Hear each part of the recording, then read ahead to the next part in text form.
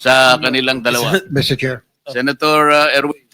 Una ko pong tagatanungan dito po kay Ginoong Pacifico Diskaya. Nabanggit niyo itong mga pangalan po ng mga congressman.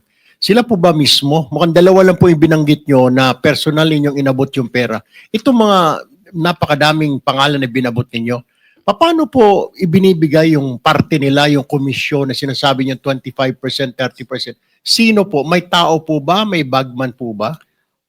Kadalasan po, ako po ang nagbibigay o minsan po may inuutusan po ako, nagtatawagan lang po kami para sa hinihingi. Maaari mo po bang ibigay sa amin sa komiting ito ang pangalan ng mga pinag-aabutan ho niyo ng pera kung hindi mismo yung mambabatas ang inaabutan ninyo? Maaari po ba or litrato man lang parang malaman ho natin kung sino pong inaabutan po ninyo ng pera? Kay Terence Calatrava po, nag-usap po kami nito sa kanyang condo po sa Makati. Tapos ang inuutusan na lang po niya na kumuha po ay si Diane Tan. At saka yung kasama pa po si Andrew po ang pangalan. May mga contacts number po ako. Sila po ang tagakuha sa office. Pero iba-iba po ito. Iba-iba po itong mga bawat congressman. Iba-iba po yung kumukuha. Tama po ba? Opo, makadalasan po parang mga COS nila or mga pinagkakatiwalaan nilang tagakuha lang po. Opo. For example po, si Kong Roman Romulo naman po. Kadalasan po si Kong Roman Romulo, ang tagakuha po niya si tagakuha niya si Ma'am Engineer Angelita Garucha, empleyado ng DPWH yun. Tapos pinalitan naman po yun ni DE Aristotel noong 2025, District Engineer po siya ng DPWH First Metro. Pare-pareho po ba, Mr. Chair, yung komisyon, whatever you want to call it, kickback, ang hinihingi po or magkakaiba? Ibang isang mambabatas ganito ang presyo or halos standard po ang hinihingi nila at magkano po ba yan? Isa lang po ang pattern. Basta insertion or ang program po, 25% po lagi. Insertion or ang program, 25% po yon. Opo. Para po kanino raw? Para po daw po kay, lagi ko narinig ang salita nila kay Saldico at saka kay Speaker po, ang narinig kong salita. Alright, Mr. Chair, I have no further questions. Mr. Chair. Senator Jinggoy. Mr. Chair. Mr. Curly, lahat ba itong mga binanggit mong pangalan na karamihan ay mga kongresista? Lahat ito, 25% ang binibigay mo? Kadalasan, opo. Wala bang mismo ang kongresista mismo ang pumunta sa'yo at binigyan mo ng pera? Ano po, kadalasan po, nag-uusap lang po, nag-uutos lang sa COS, pero kadalasan po, ang for example, si Kong Rillo, kadalasan po, binibigay ko po yun pag nagiinuman kami, o di kaya, yung tao po niyang si Bogs Magalong ang pumupunta. Pinipick up. Sino-sino pa dito sa mga nabanggit mo mga pangalan na kongresista na talagang sa kanya mo inabot sa'yo? For example po, kay Kong Madronya na lang. For example, ano po, mismong siya po ang pumunta sa office namin at syempre pagkatapos po noon, tao na lang po niya ang nagdala ng bagay, kotse at saka personal ko rin pong dinoposit yung ano. Sino yung congressman? Kong Madronya po. Madrona o Madrona. Eliandro Yung Madrona. sa Romblon? Romblon po. Mhm. For example, okay. For example po, ito na lang, si Kong Marcelino Teodoro ng Marikina. Ang tagakuha naman po nito sa akin ay si Bell Construction. Kasi ang nangyari po nito, pina-mutual terminate po niya yung mga project na napanalunan ko. Dahil, ano po, hindi po ako nagbigay. Kaya ang nangyari po nito, napilitan na lang po akong magbigay para i-award ulit sa panibagong ano po, bidding. Pero na mutual terminate na po yung project. So, nangyari po nito, mataas, siyempre, pero hindi 25%. 18% lang po.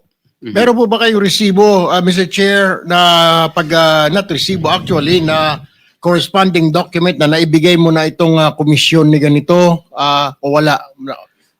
Wala po resibo kasi hindi naman po sila paperless, paper trail. No paper trail po lahat ng transaction pero meron po kaming voucher. Ang voucher po namin, ledger po pala. Ledger, wait, based on ano po? Ano bang sinabi ko sa ano? Dala mo yung ledger mo? Dala mo yung ledger?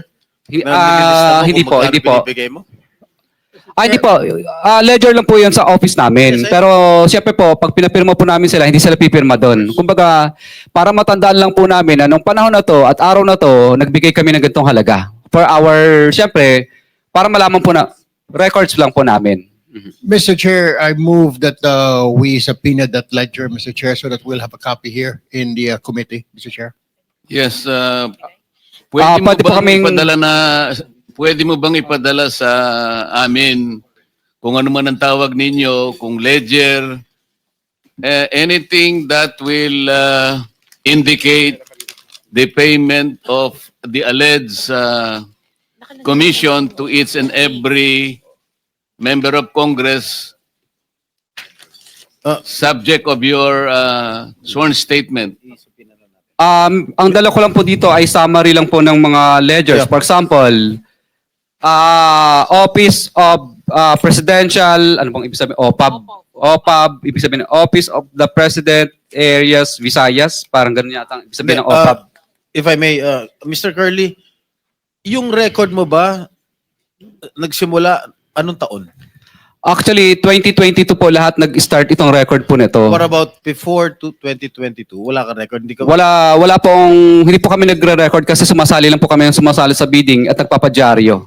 So, Mr. Chair, I move that we subpoena duces tecum all the documents or the ledgers that are in possession of Mr. Diskaya.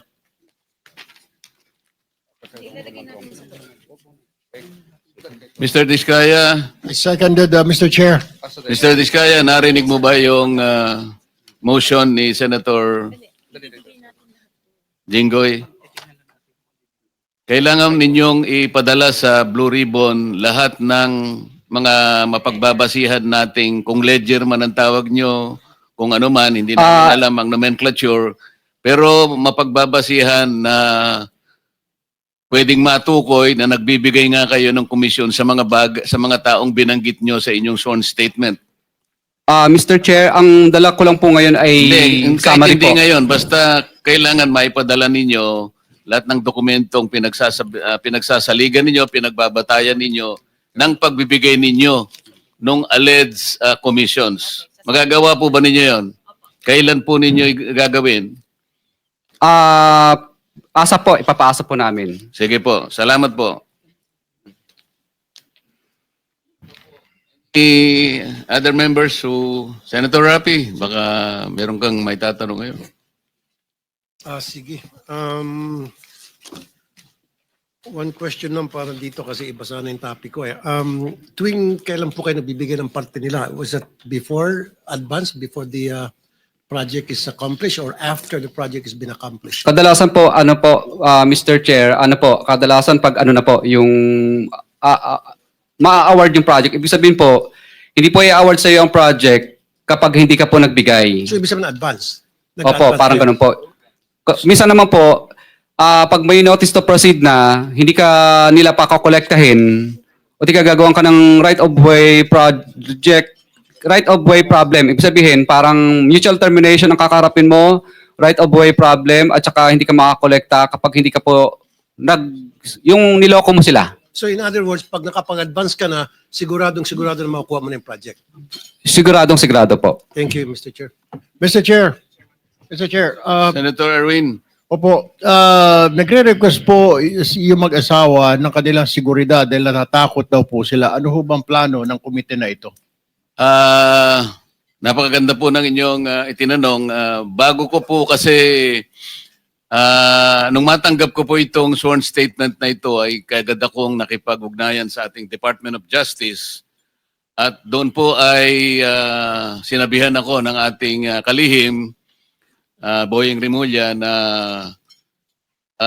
pakisabi mo kanila na wag silang mabahala at nakahanda naman ang ating kagawaran kung sakasakaling sila ay mapatunayang hindi naman most guilty kasi po ang tuntunin sa ating state witness law or protection program, kailangan po mapatibayan natin na ang mga nag-a-apply ay hindi most guilty. Ibig sabihin, guilty ka, ngunit hindi ikaw ang pinaka-guilty. Kasi kung kayo po yung talagang pinaka-guilty, hindi po kayo magka-qualify. Ngayon, ang sabi niya, You can tell them that you can, meron silang provisional immunity na hindi naman sila basta-basta uusigin na lang.